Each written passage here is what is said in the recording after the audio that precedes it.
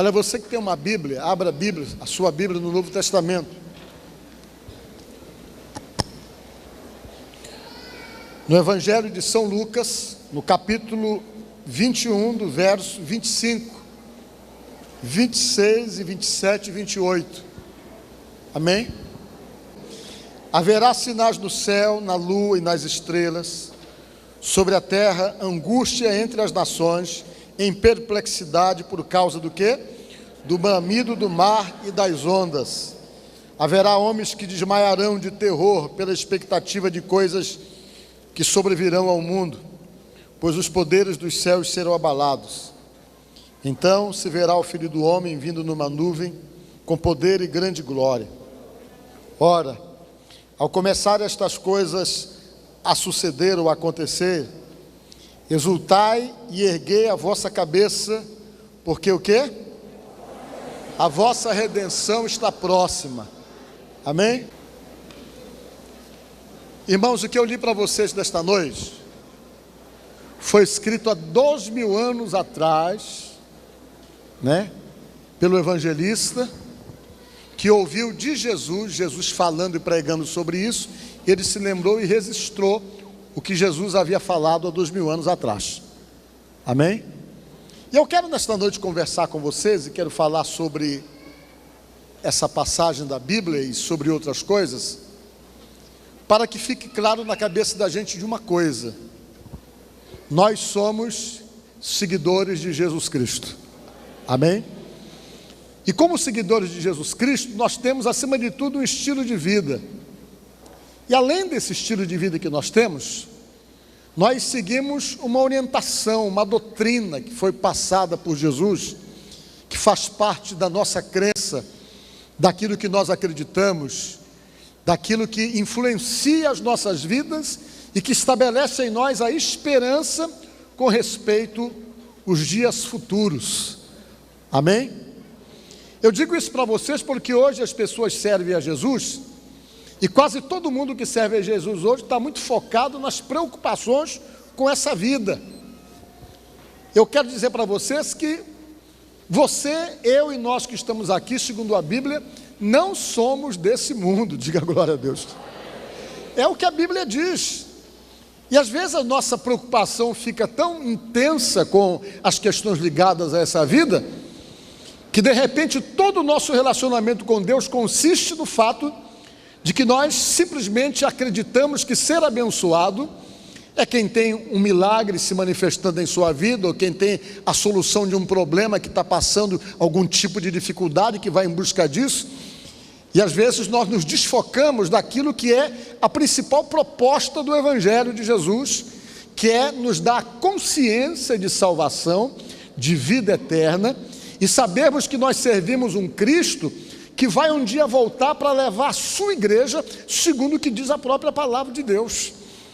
E quando Ele voltar para levar a sua igreja, é necessário que estejamos preparados para podermos subir, segundo o que diz a própria palavra de Deus. Entendendo então que existe em nós a responsabilidade de um compromisso com Deus, de um envolvimento com Deus, que nos dê essa expectativa de vida eterna, por conta do nosso envolvimento, do nosso relacionamento com Ele, e dessa esperança que tem que estar em nosso coração. Acima de tudo, nós devemos então entendermos que nós somos de Deus, somos de Jesus, independente das deficiências que temos, independência das fraquezas que porventura tenhamos, independência até das imperfeições que todos nós temos. Nós assumimos um compromisso com Deus, e esse compromisso nos deu direito, através da graça de Deus, de nós então podermos bater no peito e bradarmos com toda a consciência que nós somos salvos em Jesus Cristo, que o dia em que Jesus voltar para levar a sua igreja, nós vamos juntos no nome de Jesus, porque nós somos de Deus. Amém? Essa consciência tem que ser a nossa consciência com respeito ao nosso relacionamento com Jesus. O Senhor Jesus estava falando com as pessoas que o escutavam, e no momento em que ele conversava, ele resolveu falar alguma coisa referente aos acontecimentos dos últimos dias. E ele nunca deixou de orientar os seus discípulos e as pessoas que o escutavam, e dizendo a essas pessoas que ele ia voltar assim, que era necessário que ele morresse, que ele ressuscitasse, que ele fosse ao céu, que depois ele voltasse para buscar a sua igreja, e que era importantíssimo que essa igreja estivesse então preparada para subir com ele, no momento então em que ele viesse a arrebatá-la, segundo o que diz a própria palavra de Deus. E quando ele falava sobre isso, gerava toda uma curiosidade, uma expectativa entre os seus ouvintes. As pessoas perguntavam: quais são os sinais? Quando é que vai suceder tal coisa? E sempre alguém estava perguntando alguma coisa para Jesus, para poderem terem mais ou menos um tipo de referência, para saberem quando esse dia vai acontecer. E ele disse de uma certa feita que ninguém sabia desse dia. Mas ele disse uma coisa que é importante para nós ficarmos atentos. Ele disse: olha, quando vocês estão olhando para a árvore, que a árvore começa a dar flores, vocês já sabem que as flores servem de sinal, para dizer a vocês que logo depois das flores vem o quê? Vem os frutos. E disse Jesus: quando vocês perceberem que essas coisas estão acontecendo, que eu vou falar para vocês, que vocês fiquem atentos. Quando essas coisas começarem a acontecer, vocês fiquem atentos, porque isso vai servir como de sinal que próximo está o dia da volta do Filho do Homem, que próximo está chegando o dia em que ele vai voltar, e que você então fique alerta, porque esses acontecimentos devem servir para vocês como sinalizador de que eu estou próximo para voltar, para levar vocês comigo. E ele falou muitas coisas, coisas que quase todo mundo sabe. Ele falou que no princípio das dores, no começo dos sofrimentos, na expectativa para esse dia, que nós íamos ouvir falar de guerras, de rumores de guerra, disse ele, que nós íamos ouvir falar de fome. Ele disse que quando estivesse se aproximando desses dias, que nós íamos perceber a desordem social que o mundo estaria submetido,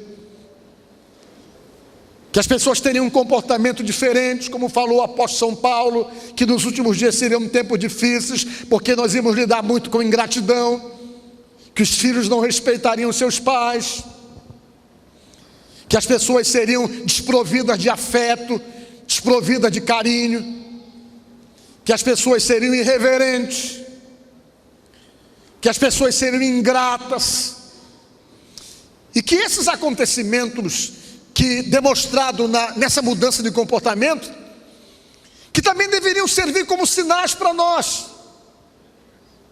E ele disse também no texto que eu li para vocês, que quando esse dia estivesse próximo de acontecer, que nós ficaríamos espantados com o bramido do mar, que o mar ia criar situações de ondas altíssimas, que o mar ia gerar situações de destruição, e que isso traria muita perplexidade às pessoas, pela forma como o mar se comportaria, pela forma da violência das águas e das ondas. E quando você para pensar um pouco sobre isso, você começa a perceber que esses acontecimentos são de agora, do século 21. Só que nós temos conhecimento, já aconteceram nesse século 21, 3 tsunamis do bramido do mar, da forma como fala nesse texto que eu li para vocês. Aconteceu aquele lá na ilha de Sumatra, aconteceu aquele outro no Chile, aqui na América do Sul, e o mais recente aconteceu no Japão, há alguns anos atrás, onde gerou uma situação de perplexidade por aquilo que aconteceu. Segundo Jesus, isso aí deveria acontecer, e isso para nós deveria servir como um sinal da volta do Filho do Homem. Amém? Mas quando você lê a Bíblia, você vai ver que os apóstolos também falavam sobre isso.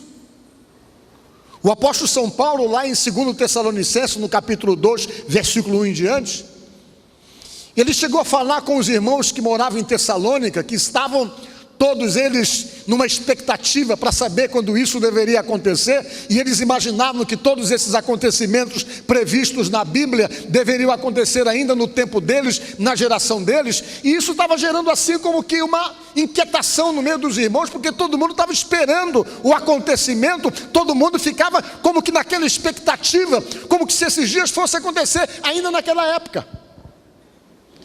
E o apóstolo São Paulo, que era um homem de Deus, um homem inspirado pelo Espírito Santo, ele percebendo que os irmãos estavam inquietos, estavam confusos com a questão da volta de Jesus, alguns deles não queriam mais nem batalhar pelas suas próprias vidas, porque achavam que não adiantava muito, que deveria acontecer ainda por aqueles dias.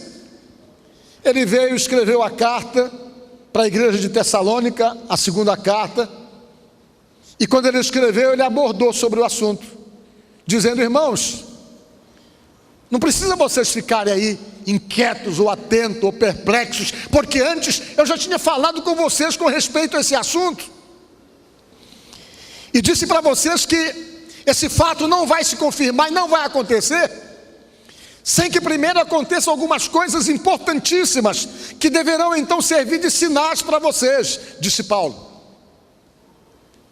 E uma das coisas que vai acontecer no mundo, que vai chamar a atenção de vocês, que vai deixar vocês como que na expectativa de que Jesus Cristo está próximo de voltar, é que vai primeiro se estabelecer no mundo a apostasia, disse ele. E a apostasia vai ser um sinal de que Jesus vai voltar. O que é apostasia? É o abandono da fé, o abandono das suas convicções. É quando você deixa de crer naquilo que você acreditou. É quando você se afasta dos princípios de sua fé e das suas convicções que você teve a vida toda, e que de repente, por razões que às vezes nem mesmo você sabe, você é induzido a descrer, a desacreditar, a se tornar contrário a tudo aquilo que fez parte da tua crença e da tua fé. E eu digo para vocês que nunca isso foi tão acentuado como nos dias atuais de hoje, que vivemos. Você percebe que você vai na penitenciária, o que mais você vai encontrar lá é pessoas que vão falar para você que um dia serviram a Deus e que serviram a Jesus. O grupo de homens da igreja, que algumas vezes saiu e sempre sai no carnaval para distribuir água e evangelizar pessoas nesses blocos aqui de São Luís, quando o Vini me contava que a maioria das pessoas que eles encontravam, e pessoas até choravam e diziam assim: eu preciso voltar, um dia também eu fui de Jesus, um dia eu estava envolvido com Deus, mas não sei o que aconteceu, que eu larguei tudo e peguei um outro rumo, uma outra direção. E é comum você encontrar alguém que fala isso para você. E esse comportamento de abandono, de rejeição à fé, de indiferença à fé, é exatamente aquilo que nós chamamos de apostasia, que está estabelecido na palavra de Deus como um sinal para mim e para você, de que nós estamos próximos de vivermos esse evento mundial que a Bíblia realmente nos alerta, que é exatamente o arrebatamento da igreja. É o que diz a palavra de Deus. E Paulo dizendo: olha, não se preocupe, porque um dos sinais é exatamente o abandono da fé, é a apostasia. E depois o outro sinal, disse Paulo, é a revelação do homem da iniquidade. O anticristo tem que ser revelado ao mundo. Quando o anticristo for revelado ao mundo, aí se preparem, porque está na hora. Quem é o anticristo? O anticristo, a palavra já diz, anti quer dizer contra. É um homem que a Bíblia diz que vai dominar o mundo. Vai ser um político que vai conseguir fazer coisas que ninguém imagina. Ele vai conseguir exercer domínio sobre o mundo.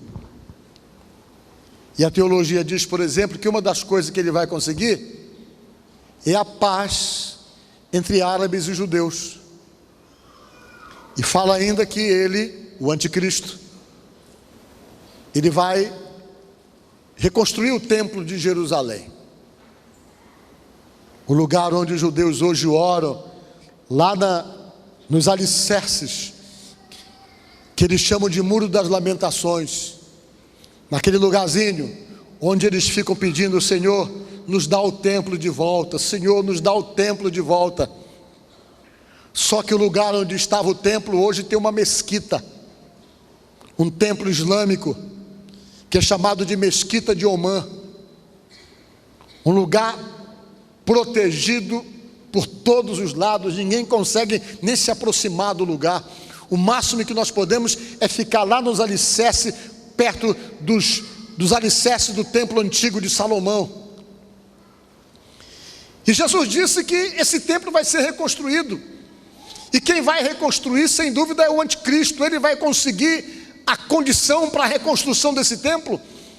E disse Jesus que quando ele reconstruir, em vez de ele dar o templo para as pessoas irem adorar o Deus, o Pai, o Deus que nós servimos, disse Jesus que não, que ele vai sentar no templo como se fosse o próprio Deus, diz a palavra de Deus. Por isso Jesus diz lá em Mateus: quando vocês verem o abominável da desolação sentado no lugar santo, saibam que está próximo o dia da volta do Filho do Homem. Por quê? Porque diz a palavra de Deus que ele vai fazer um acordo com os judeus. Diz lá em Daniel 9:27 que ele vai fazer um acordo de uma semana ou de 7 semanas.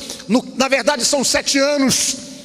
Que na metade da aliança do acordo ele vai quebrar todos os acordos, e na metade ele simplesmente vai romper com os judeus, diz a palavra de Deus. Não vai fazer o que ele prometeu, ele vai sentar no templo, e lá do templo diz a Bíblia que ele vai dominar sobre todas as nações. E os estudos falam, por exemplo, que ele vai dominar e não vai dominar sozinho. Vai ser ele, a besta e o falso profeta. Quem é o falso profeta? Vai ser um líder religioso, o representante da religião. Ele, o anticristo, o representante da política mundial, que vai exercer poder sobre todos. E a besta vai ser uma imagem, uma máquina, que vai ter poder de matar uma pessoa, se não procurar adorar e se dobrar diante dela. É o que diz a Bíblia no livro de Apocalipse. E depois então que ele quebrar as alianças, ele vai levantar a perseguição que a Bíblia tanto nos alerta. Ele vem e vai tentar exercer domínio sobre o mundo, e as primeiras pessoas que ele vai tentar perseguir e vai tentar realmente atingir são os cristãos, os seguidores de Jesus, diz a palavra de Deus. Esses vão ser o seu alvo em potencial de perseguição. Só que quando ele se aprontar para poder exercer domínio, para poder perseguir os cristãos, a Bíblia diz, por exemplo, que nosso Senhor Jesus Cristo vai aparecer nos ares, e aqueles que estiverem mortos ressuscitarão com novos corpos, e aqueles que estiverem vivos, glória a Deus, aqueles que estiverem vivos, diz a Bíblia, que serão transformados em glórias e serão arrebatados e levados ao encontro do Senhor Jesus Cristo nas nuvens, diz a palavra de Deus, e eu acredito. Serão arrebatados, diz a palavra de Deus. Mas fazer o que? Jesus vai nos levar para onde? Para onde é que nós vamos? É a pergunta, é para um lugar. Jesus tem um lugar para mim, um lugar para você, um lugar para todos nós.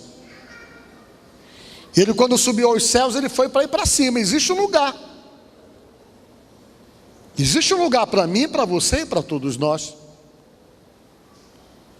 Eu estava lendo essa semana, fazendo uma pesquisa sobre algumas coisas que ficam muito longe da cabeça da gente para poder entender. E eu descobri, por exemplo, que existe 200 bilhões de sistemas solares. Existe 200 bilhões de sóis com planetas gravitacionando em volta igual ao nosso, que nós vivemos aqui na Via Láctea. Outros astrônomos falam que existe 6 trilhões. Eu estava lendo, 6 trilhões é alguma coisa que vai além da cabeça da gente. Então o que não existe, o que não falta nesse vazio que nós vivemos é lugar. Se você olha o tamanho do universo, A terra onde nós vivemos aqui, que ela está aqui rodando, ela é como que um grão de areia diante dessa realidade toda que existe no universo, numa imensidão que você não consegue alcançar na sua cabeça. Ninguém consegue alcançar a grandiosidade dessas coisas. E quando Jesus voltar, Ele vai nos levar para um lugar, diz a palavra de Deus. A gente não vai ficar voando no espaço o tempo todo, Ele tem um lugar para nos levar. E lá nesse lugar para onde nós vamos, segundo o que nós conhecemos pela palavra de Deus, nós vamos para lá para quê? A Bíblia diz, para uma festa que a Bíblia chama de bodas do Cordeiro, diga glória a Deus. E nessas bodas do Cordeiro, cada um vai lá, para lá, e segundo a palavra de Deus, nós receberemos o nosso galardão. A palavra galardão significa salário. Salário era o que se recebia alguns anos atrás, que era a porção de sal para o camarada poder conservar a comida dele, quando não havia realmente o dinheiro como tem hoje. Por isso que isso deriva a palavra do dinheiro que nós ganhamos, salário, que vem de sal, que era a porção de sal que as pessoas ganhavam. Então vejam bem, e nesse lugar diz a Bíblia, que o Senhor vai ficar conosco, e cada um de nós, diz a Bíblia, seremos recompensados por aquilo que fizemos para Deus aqui na terra. E uma das cartas de Paulo, ele diz, por exemplo, que todas as nossas obras serão provadas. Tudo aquilo que nós fizemos para Deus, Deus vai provar com fogo, para ver qual foi a motivação que nós fizemos tal obra. Se foi uma motivação para agradar a Deus, para servir a Deus, essa obra vai ser aprovada e nós ganharemos galardão. Mas se nós trabalhamos para Deus e a nossa motivação não foi fazer para Deus, mas foi qualquer outra motivação, para aparecer, para chamar atenção ou para qualquer outra coisa, que nós então não perderemos a salvação, mas em compensação não ganharemos a recompensa por aquela obra que não foi aprovada diante de Deus. E diz a Bíblia que nós vamos ficar lá durante 3 anos e meio. Cada um vai receber a sua recompensa, diz a palavra de Deus. E diz mais a Bíblia ainda, que enquanto nós estivermos lá, diz a palavra de Deus, que a terra vai estar em profunda tribulação. O anticristo vai dominar tudo, e uma das coisas que ele vai fazer, é fazer com que todo mundo tenha a marca da besta. Diz lá no livro de Apocalipse, que a pessoa que não tiver a marca da besta, ele não vai comprar e nem vender. Ele vai ter que ter, para poder sobreviver. Vai receber na mão, na fronte essa marca, e essa marca é a garantia de sobrevivência, é a garantia dos seus relacionamentos comerciais. Mas disse Jesus que quando a igreja for levada, as pessoas que ficarem, ainda vão ter uma chancezinha. Mas agora, para elas terem a oportunidade delas, elas vão ter então que se permitirem sacrificar pelo nome de Jesus aqui na terra, porque elas não vão receber a marca da besta, elas não vão negar o nome de Jesus, que vai ser exigido que neguem, e aquelas pessoas que morrerem nessas condições terão uma segunda chance e poderão então ir ao céu realmente, depois saindo da grande tribulação. Pelo menos é o que falou João em Apocalipse, que eu até anotei aqui para você ler depois. Ele falou em Apocalipse, deixa eu ver onde foi que ele falou, no capítulo 7, versículo 14, quando ele teve a visão de muitas pessoas que vinham da grande tribulação, que ele não sabia de onde vinham, e ele perguntou para o ancião, e o ancião disse: olha, esses aí são aqueles que vêm da grande tribulação, que lavaram suas vestes do sangue do Cordeiro, então que foram sacrificados lá no período da grande tribulação, por causa do meu nome. São aqueles que com certeza não receberam a marca da besta, e que não negaram Jesus, que vão ter uma outra oportunidade em condições muito doloridas. E diz a palavra de Deus que vai ser um grupo muito grande, entre tribos, línguas e nações, que vão ser salvos nessa segunda leva, porque na primeira muita gente vai ficar, já deixa bem claro isso registrado na palavra de Deus. E as pessoas vão para lá, e o anticristo vai dominar soberano aqui na terra. O homem da perdição é que falou o apóstolo São Paulo. Diz a palavra de Deus que ele vai exigir essa marca. E se você parar um pouco para pensar, você vai perceber, por exemplo, que isso não é difícil de acontecer, não. Já existe o biochip. Quem já ouviu falar do tal do biochip? Levante a mão. É do tamanho de um grãozinho de arroz. As pessoas colocam subcutaneamente, e com esse biochip você não precisa nem usar dinheiro. É como se fosse seu cartão de crédito. Com biochip você abre a porta da sua casa, com biochip você acende as luzes. Com biochip você faz transação comercial. Com biochip você não precisa andar com dinheiro, com cheque, com nada. Basta ter intracutaneamente o biochip, que ninguém percebe. Você consegue simplesmente resolver suas transações. Já existe nos Estados Unidos ensaio para essas coisas aí. Se você parar um pouco para pensar, a gente começa a acreditar que exatamente essa marca da besta pode ser exatamente o biochip, que vai simplesmente abolir a necessidade das pessoas fazerem transações com dinheiro, em espécie, não vai precisar mais. E Apocalipse fala claramente que quem não tiver isso aí não vai comprar e nem vender, diz a palavra de Deus. E a palavra adverte que aqueles que ficarem, que não fiquem com isso aí, que não recebam isso. Alguma coisa muito parecida com esses ensaios que a gente vê, por exemplo, todo mundo que está aqui tem CPF. O governo sabe todos os seus dados. Quanto é que você ganha por mês? Quanto é que você deixa de ganhar? A partir de 2015 veio uma nova forma da Receita Federal que eu fiquei sabendo aí, que agora não é você que vai dizer quanto é que você gasta.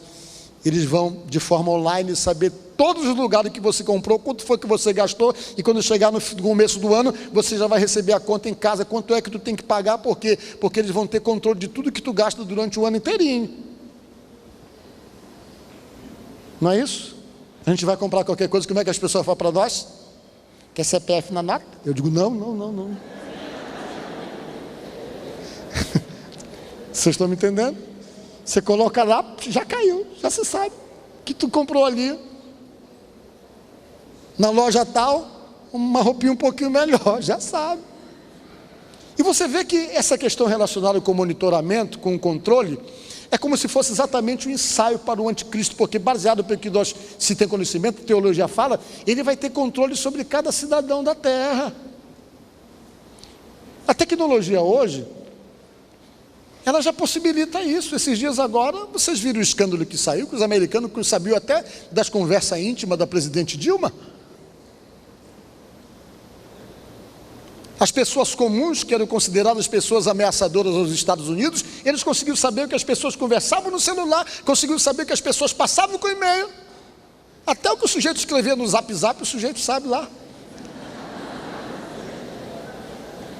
Então esse sistema de monitoramento, esse sistema de controle, eu olho assim, uma opinião muito pessoal, que fica bem claro que isso é a forma de controle que a Bíblia já alerta, que quando o anticristo exercer domínio, ele vai exercer controle. Hoje, nós vivemos num mundo onde o controle das coisas é determinante para quem quer dominar.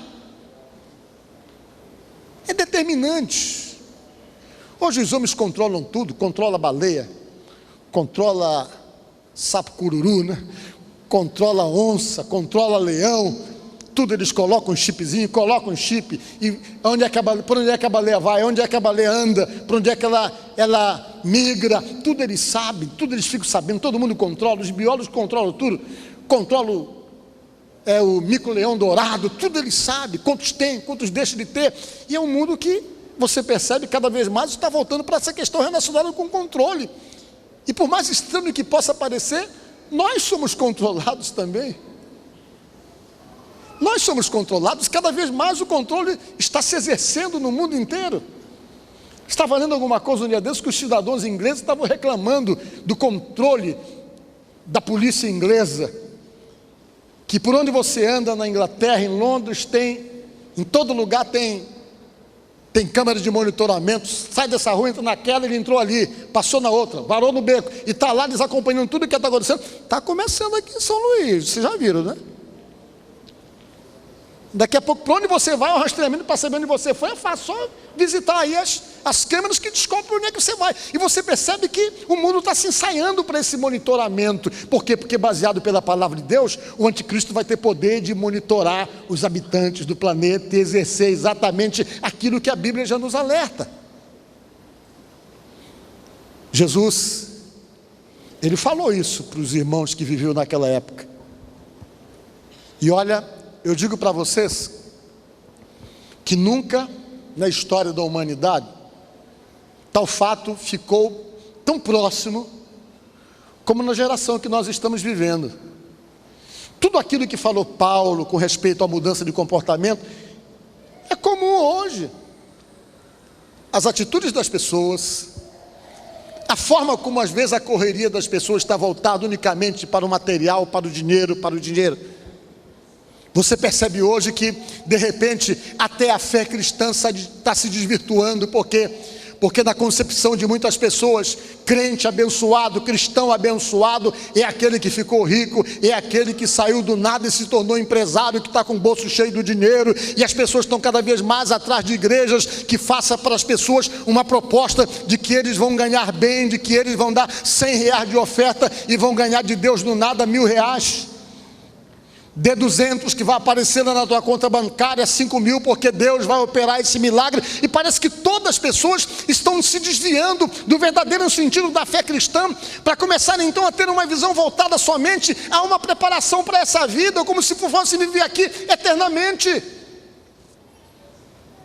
Para Deus abençoar você, para Deus resolver seus problemas, para Deus fazer da tua vida uma vida abençoada, é algo recorrente que está dentro da promessa dele. Mas se você for ler a Bíblia, o que Deus está querendo que você esteja focado, que você esteja realmente voltado e que esteja na tua cabeça, não é que você esteja atrás dele ou à procura dele, porque ele tem como te fazer rico ou resolver os teus problemas.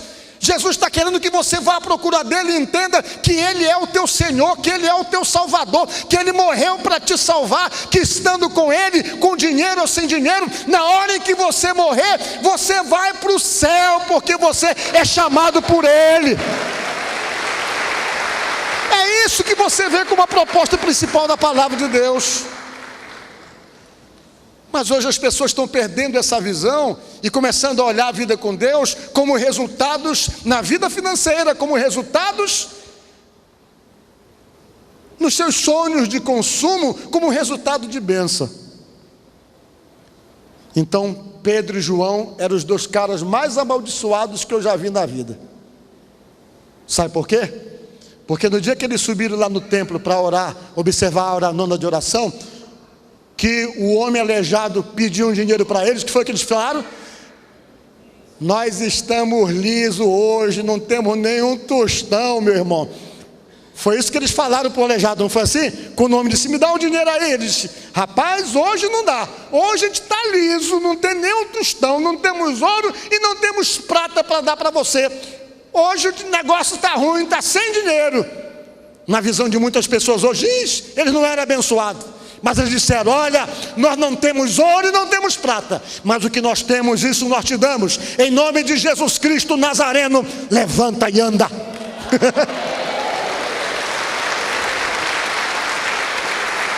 Eram mais abençoados do que possamos imaginar. Então às vezes nós percebemos que está exatamente mudando essa visão com relação de servir a Deus. Meu irmão, eu sei que Jesus Cristo cura, eu sei que Jesus resolve problema, eu sei que Jesus abençoa as nossas vidas, eu sei que Ele nos tira do sufoco, eu sei que Ele tem poder para operar qualquer milagre. Mas se você quer milagre mesmo, se você quer ser abençoado, quer ser um homem vitorioso e que as bênçãos venham na sua vida, antes de você pedir, faça aquilo que Jesus mandou você fazer. E o que Ele mandou nós fazermos foi exatamente isso: buscai, pois, em primeiro lugar o reino de Deus e a sua justiça, e todas as demais coisas vos serão acrescentadas. Foi Ele que disse isso, foi Ele que falou isso. Mas às vezes não existe em nós essa motivação de obediência, de fidelidade, de fazer a coisa do jeito certo. Nós queremos tentar ir por atalhos, e às vezes por causa desses atalhos, de repente ele chega, de repente ele volta para levar a sua igreja, e nós estamos focados e motivados por outras coisas, quando a vontade dele é que você esteja motivado em servi-lo, motivado realmente em fazer a vontade dele. Porque você vai perceber que servir a Jesus é passar luta sim, porque a Bíblia já nos alerta sobre isso, é passar prova sim. A prova, a luta faz parte da melhora do seu relacionamento com Deus.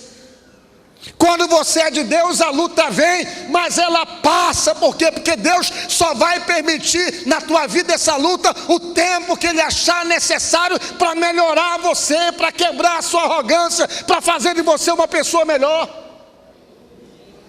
Mas tem gente que não quer luta, mas as lutas vêm, meus irmãos, ela vem. Jesus disse em João 16:33, no mundo tereis aflições, mas não fique desanimado não, nem te entristeça, tende bom ânimo, porque eu venci o mundo e você vai vencer comigo também. Vai vencer comigo.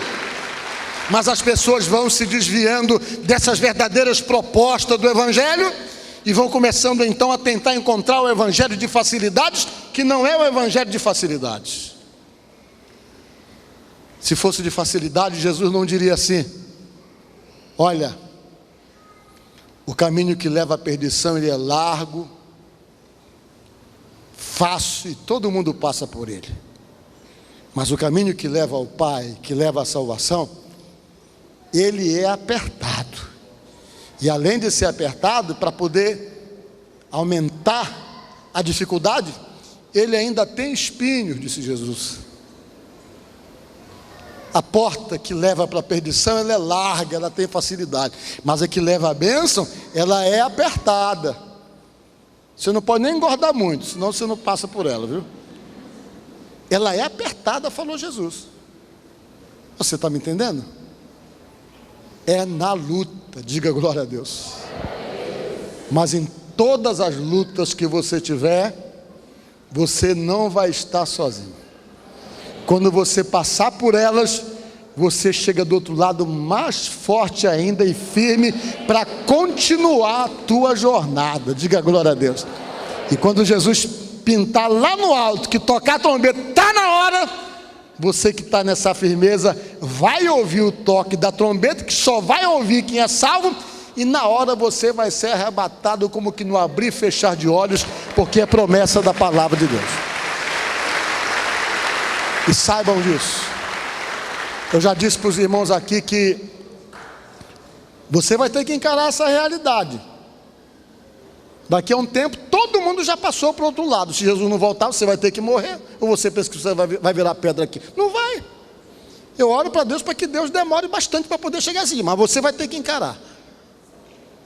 E quando chegar a hora que Jesus disser, está na hora, que você começar a sentir um negócio, está na hora. Aí que chegou a hora, meu irmão, pode ser quem for, pode ter o TI no ar, chegou a hora, vai com o TI e tudo. Aí vão arrumar você, colocar em você o seu melhor terno que você mais gostava, esse vestido que ela gostava, coloca esse vestido nela, vão colocar em você, você vai estar lá. Coloca o pirizinho de sal em cima, que é para demorar um pouco mais para poder crescer a barriga dela, a barriga dele, coloca aqui. E nessa hora você já foi para o outro lado. E quando chegar esse dia, é quando você chegar lá que você vai perceber e dizer para si mesmo: valeu a pena ter servido a Jesus Cristo. Então nesta noite, o que eu quero dizer para você: se firme com Deus. Seja seguidor de Jesus. Na bênção, na luta, na batalha, seja seguidor. Porque só Jesus pode dar a vida eterna. E tenha certeza de uma coisa: Ele vai voltar. Vai voltar. E talvez você que está aqui, a maior preocupação sua, talvez não seja nem com você, porque você sabe que você está firme com Jesus. Mas quem sabe a tua preocupação não é com alguém da tua família, que você sabe que o bicho está travoso, está difícil, é contra tudo que se refere a Deus. Mas saiba, na tua casa você é boca de Deus nessa terra. Diga glória a Deus. Não desiste dessas pessoas, ora por eles, pede para Deus te usar, pede para Deus colocar a palavra certa na tua boca e na hora certa. Porque eu tenho certeza que você não quer ir sozinho. Você quer ir, mas quer que a tua família vá com você. Então diz: Senhor, se tu me chamou, me faz instrumento nas tuas mãos. E ora por essas pessoas e se tenha como profeta de Deus. porque é você que Deus vai usar para que quando Jesus voltar, você não suba sozinho, mas as pessoas que você ama vai subir com você, se você se deixar usar pelo Deus Todo-Poderoso. Então se prepare para isso, se coloque na mão de Deus e se sinta um instrumento de Deus preparado para esse grande dia. Amém? Que Deus te abençoe no nome de Jesus. Você é o espelho que reflete a imagem do Senhor. Não chore se o mundo ainda não notou. Já é o bastante Deus reconhecer. Você é precioso, mais raro que o ouro puro de Ofir. Se você desistiu, Deus não vai desistir. Ele está aqui para te levantar. Se o mundo te fizer